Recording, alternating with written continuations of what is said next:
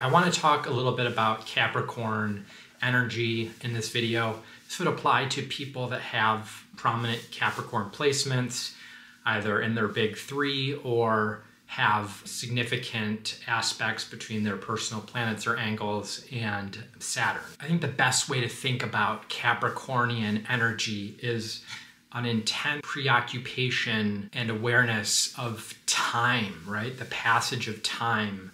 Time as something that is extremely scarce, right? Arguably the most scarce resource. You can amass all the money in the world, but you can't buy more time. You can buy maybe some more free time, but you can't buy more time, right, than you're given in this existence, whatever. Time, it's economics. It's this idea that everything is an opportunity cost, right? I can go down to the mini mart and buy a bag of Cheetos and spend my afternoon eating Cheetos, but if I do that, I'm not going to read a book, or I'm not going to see this friend, or I'm not going to get work done, or I can go and date a person, be in a relationship, but when am I going to get my other stuff done? People with strong Capricorn placements also have a very intense superego, is how I would frame it. This idea of should, right? Should. What should I be doing?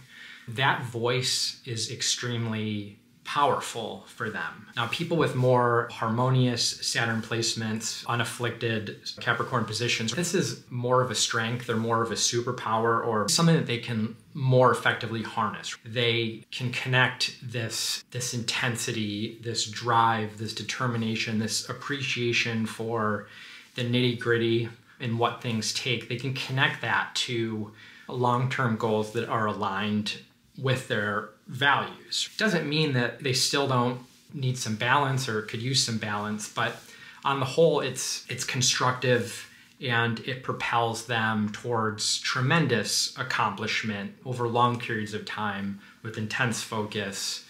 It's pretty cool to see. When there are less harmonious Saturn aspects or your Capricorn placements in the chart are more afflicted, this energy, it can be more paralyzing. It comes across not as so much as a framework and a determined path for getting from A to B, in more of a self-criticism, a self-awareness. There's a lot of really just intense expectations that can be placed upon oneself.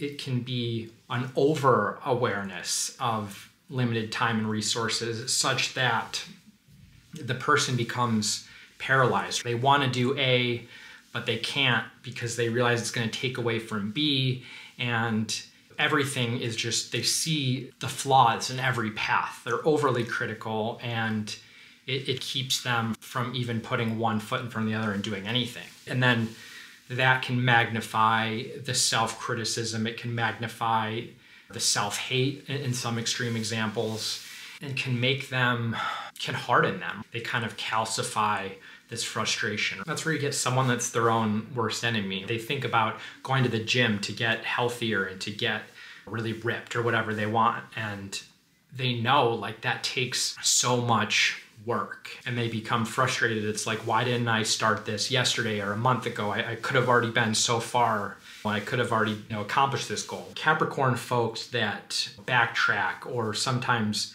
lose progress or go in the opposite direction or have a setback, that can be challenging. It can be empowering, but it can also be challenging if not approached from sometimes a more flexible, empathetic perspective. And so regardless of kind of how one is managing their Capricorn Saturn energy, these folks are always going to benefit from some flexibility, from some self-compassion, from gratitude, from listening to their emotions and giving those emotions weight sometimes, giving them the same amount of attention as they do very observable goals or accomplishments or career achievements or whatever. You have to listen to that voice. Otherwise, you kind of become enslaved to Chronos. You become enslaved to these very heavy Saturnian themes. I think the most important thing to remember, if you are a Saturn or a Capricorn person or you know one, is that